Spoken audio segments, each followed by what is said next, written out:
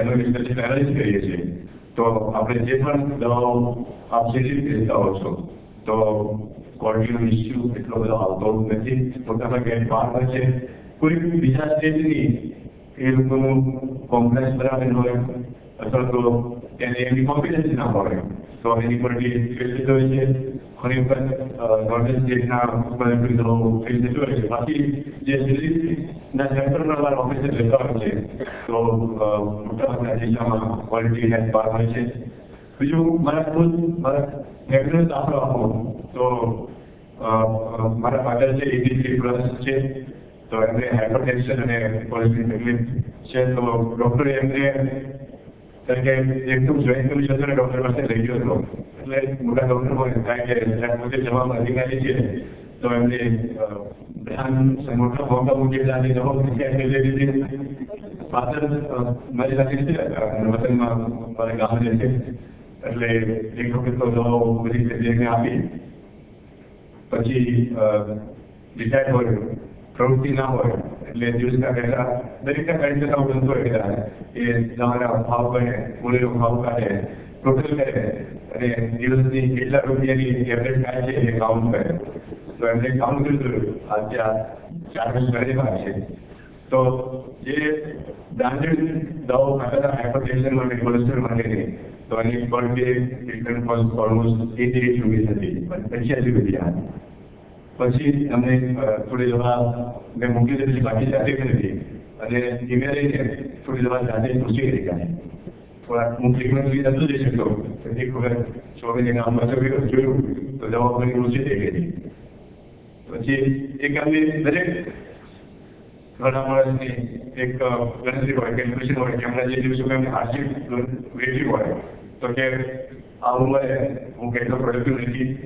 રોજની 80 રૂપિયા જમા કરીને જીવવું કરતા આવે સંસ્થાઓ જવું શું ભગવાન નથી કર્યું ગાંધીને દવાઓ આપી નથી. પછી મારા એક અંકલ કાર્ડિયોલોજિસ્ટ છે એમને વાત કરી અને એમણે આ બધા જ મને જોયું. એક સ્ટાન્ડર્ડ કંપની કહી શકાય, સિરી કંપની કહી શકાય એ સર્ટિફિકેટ હતા અને એ અમદાવાદની કંપની છે એની દવાઓ નથી આપી.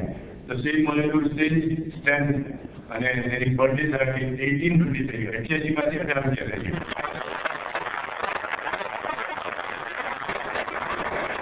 અને છેલ્લા 4 વર્ષથી હેપીલી મારા ફાધર એ દવા લે છે, કોમ્પ્લાયન્સ કરે છે. કાયદે પણ થાય છે કેટલું 88 પર એવું ખાતર 18 રૂપિયા એમને પણ ફરવું એવું છે કે ઇટાલિયન કેલ્શિયમ આપણે એનું પણ કેલ્શિયમ કરતા છે. હું પોતે મારા પહેલામાંથી મારું પગ લઈશું. તો મિત્રો આપ જે દવાના વ્યવસાય સાથે છો આપ પણ એને પ્રમોટ કરજો. આપ પણ એ દવા આપના ઘરમાં થઈ શકાય ને ભલે તો પેશન્ટ કેમ ના કરી શકાય.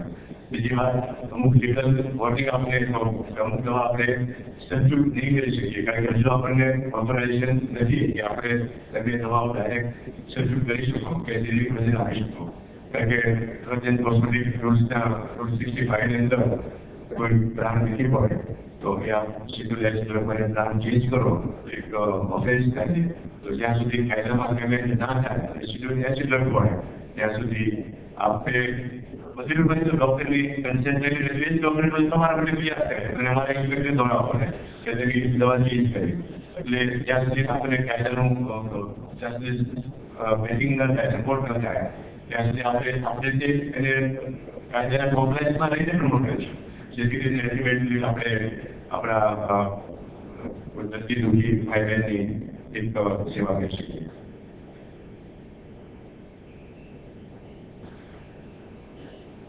બીજું મિત્રો યુઝ્યુઅલી અમદાવાદની જાહેર હોય છે કે ગેસ્ટ એનું કામ કરે પછી એનું આભાર મોમેન્ટો કે આપતા હોય છે પણ આપણે એ પરંપરા તોડી અને બેઠા આપણે મોમેન્ટોથી આભાર માનું છું. મારું સ્વાગત કર્યું, મારી ટીમનું સ્વાગત કર્યું, મારા બધા ઓફિસર્સનું સ્વાગત કર્યું, અમારા ટીચર ઓફિસરને પણ બોલાવ્યા કે જે સુધી છે આજે ડિપાર્ટમેન્ટનું જે કંઈ કામ હોય તો અમારા જે આગળના જે સાહેબો છે એમને પણ એમની જિંદગી જોઈ લીધી ત્યારે આપણું નામ કર્યું છે એ નામ તમે આગળ છુપાવી રહ્યા છીએ. તો અમારા બધાનું સ્વાગત કર્યું એના માટે પણ આપનો આભારી છું અને આ મારા વિચારો આપણે શેર કરવાનો સમય હતો એના માટે પણ આપણો આભારી છું. અને આ બધાને ફરીથી ડિપાર્ટમેન્ટની ખાતે આવું છું કે આ બધાને એક અમારા જે ઓફિસર છે એ બધા એકદમ હાઈ ક્વોલિફાઈડ ટેકનિકલ ઓફિસર છે, મોટાભાગના બીફાર્મ એમફાર્મ ક્વોલિફિકેશનવાળા છે, મોટાભાગે એમનો એજ્યુકેટિવ બેકગ્રાઉન્ડ હોય છે. આપણને તમને બધાને મોટાભાગે પૂર થયેલું હોય તો એજ્યુકેટિવ બેકગ્રાઉન્ડ પહેલેથી મને તંત્ર રહેતો આવ્યો છે અને લાગશે પણ. અને આ બધા પણ એક કાયદાનું કોમ્પ્લાયન્સ કરો, કોઈ પણ શોર્ટકટ ના લઈએ, સ્પેશિયલી આપણે એન્ટિક્યુ સબસ્ટન્સ હોય, નાર્કોટિક દવા હોય, તેના બિઝનેસમાં નજીક લાગે કે યુઝિંગમાં દવા હોય જે લોકો મિસયુઝ કરતા હોય, એમટીપીસ હોય, તો આપણે ખબર છે કે જે ઇલીગલ મેક્સિમમ થાય છે તે બધામાં ન પડે. અને આપણો જે હ્યુમન ડેવલપમેન્ટ ઇન્ડેક્સ છે, આપણો જે રેશિયો છે એ મેન્ટેન કરવામાં આપણે એક જવાબદાર સિટીઝન તરીકે આપણે એક સારી આપણી સેવાઓ છે એ સાથે જોડવું શું આભાર. Thank you.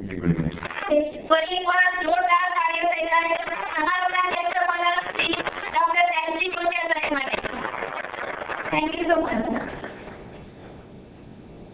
ત્યારબાદ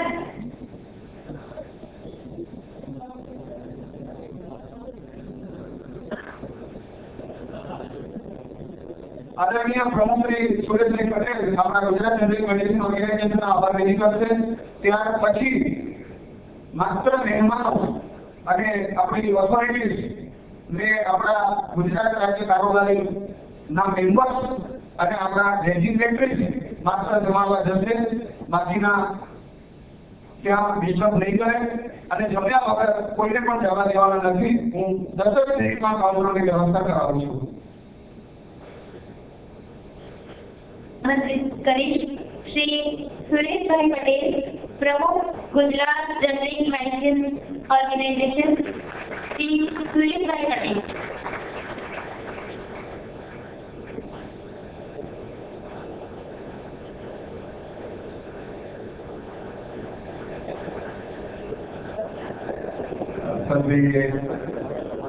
બધાનો ઘણી વાર આભાર માની લીધો, પણ આભાર માનવાનું કામ મારું હતું. એટલે હવે હું ઓફિશિયલી આભાર માની કે ખોરાક અને ઔષધ નિયમન કરતા કમિશનર શ્રી ડોક્ટર એજી કુરશી સાહેબ જેઓ આપણા બધાને માન આપીને અહીંયા પધાર્યા. માત્ર પધાર્યા એવું નથી, પણ આ ફંક્શન માટે જેટલી વાર ગુજરાત એજન્ટમાંથી કોઈ પણ વ્યક્તિઓ એમને મળવા કર્યું ત્યાં ઓલરેડી ઉત્સાહિત થઈને આવ્યા છે અને એમણે આ ફંક્શન માટે જબરદસ્ત ઉત્સાહ અમને બધા પૂરો પાડ્યો છે. એમનો અમે ખૂબ ખૂબ આભાર માનીએ છીએ.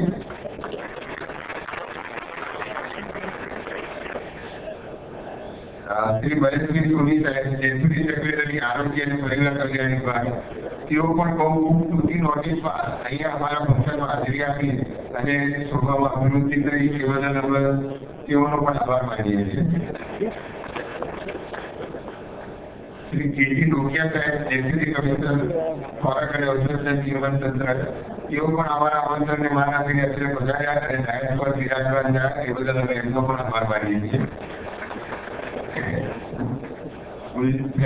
ગુજરાત કેબિનેટ એસોસિએશનના પ્રમુખ શ્રી જસવંતભાઈ પટેલ કે જેઓ હંમેશા અમારી સાથે રહ્યા છે અને જ્યારે પણ અમને જરૂર પડી ત્યારે એમણે માર્ગદર્શન પૂરું પાડ્યું છે, હિંમત પૂરી પાડી છે અને સંગઠનને હંમેશા સમર્થન આપ્યું છે. એવા શ્રી જસવંતભાઈ પટેલનો હું અત્યારે પધારવા બદલ આભાર માનું છું. અમારા ફંક્શનના સહયોગી થવા બદલ મેડિકો લિમિટેડ કંપનીના ચેરમેન શ્રી દિલીપભાઈ શાહ સાહેબનો હું આભાર માનું છું. સોમ કોમ્પ્યુટર શ્રી સુખેન્દ્રભાઈ શાહ એમને બીજા સહયોગી થવા બદલ કે જે જનરલી જનજીવનું કોઈ પણ ફંક્શન હોય, અમદાવાદનું હોય, ગુજરાતનું હોય, એમનું કોઈનું કોઈ કોન્ટ્રીબ્યુશન હોય છે, એમનો પણ ખૂબ ખૂબ આભાર માનું છું. ખોરાક અને ઔષધ નિયમન તંત્રમાંથી જુદા જુદા ડિસ્ટ્રિક્ટમાંથી પધારેલા, અમદાવાદ અને ગાંધીનગરથી પધારેલા deputy commissioner Shri, assistant commissioner Shri, senior drug inspector Shri અને ડ્રગ ઇન્સ્પેક્ટર શ્રી નો પણ હું આભાર માનું છું. અને તેઓ અમારે આજે રજાના દિવસે પણ અમારા ફંક્શનમાં હાજરી આપી એ બદલ અમે એમનો ખૂબ ખૂબ આભાર માનીએ છીએ. જુદી જુદી કંપનીમાંથી એટલે પધારેલા સીઈઓ, વાઇસ પ્રેસિડેન્ટ અને એમના ડિરેક્ટરશ્રી જેઓ અમારા આમંત્રણને માન આપીને આજે એવું ખાસ પધારે છે એ સર્વેનો પણ આભાર.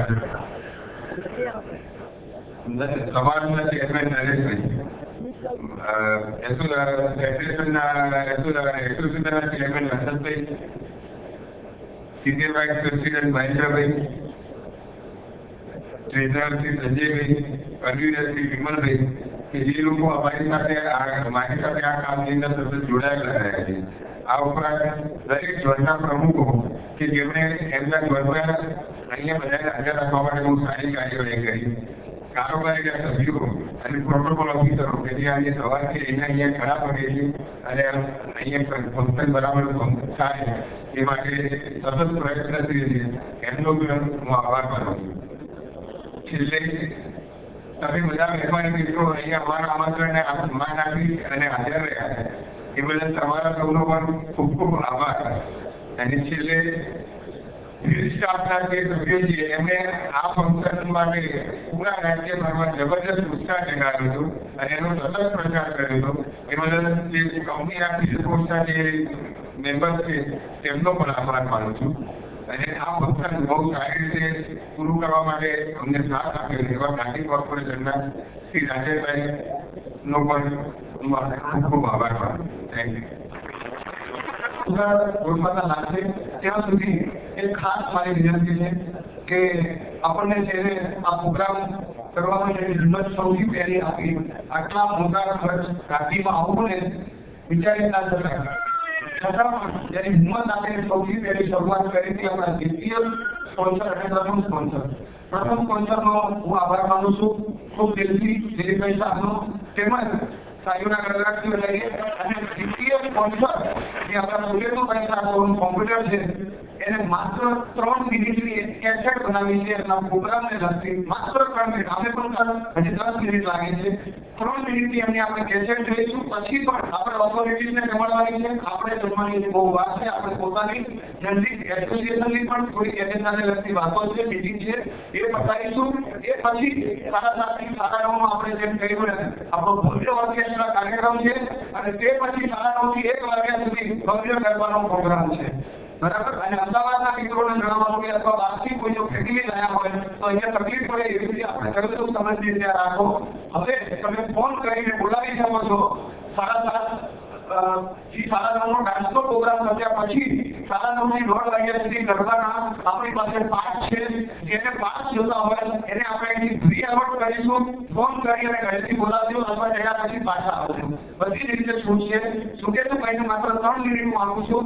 એને કેસેટ બતાવશે. આપણે પ્રેમથી જોઈશું. કોઈ ઉભા ના થાય, કારણ કે તમે ઉભા થઈ જશો તો બીજી વાર કોઈ ₹1,00,000 નહીં આપે આપણને. મહેરબાની કરજો. 2 મિનિટ બાકી છે. હું મારું કશું જ બોલતો નથી, ખાલી આપણે કેસેટ જોઈએ. PTIS પ્લસ નામનો એક સુંદર સોફ્ટવેર છેલ્લા 5 વર્ષથી આપણે ડિસ્ટ્રીબ્યુટર્સ માટે બનાવેલો છે. લગભગ 25 વર્ષથી સોલો કમ્પ્યુટર્સ આ કામ કરી રહ્યું છે. પણ આ જે સોફ્ટવેરની એકદમ નવીનતમ વ્યવસ્થા જે આજે પહેલી વાર આપણી સમક્ષ રજૂ કરું છું, માત્ર એટલું જ બતાવવા માંગુ છું. બાકી ઘણા બધા મિત્રોએ મને બહાર પૂછ્યું અને એના એકાઉન્ટ છે. સાહેબ જમવા બેઠો પછી એવું પૂછવાનું ના હોય કે રોટલી રાખવા એ તો હોય. ફરસાણમાં શું છે એટલું જ પૂછવું. હું તમને માત્ર ફરસાણ બતાવું છું, બરાબર. બાકી રોટલી દાળ ભાત ચા તો અવ્વલ ફરસાણ મારી પાસે રહી છે વર્ષોથી. અત્યારે હું આપણી પાસે જે લઈને આવ્યો છું એ એવું છે કે અત્યારે તમારે ત્યાંથી ઓર્ડર આવે છે કેવી રીતના કે ભાઈ તમને પૂરું કરીને કાં તો ઓર્ડર લખાવે છે અથવા તો તમારા વ્યક્તિ કેફેની દુકાને જાતે જઈને ઓર્ડર લખીને લાવે છે અને પછી તમે રાતના એની અંદરથી બિલ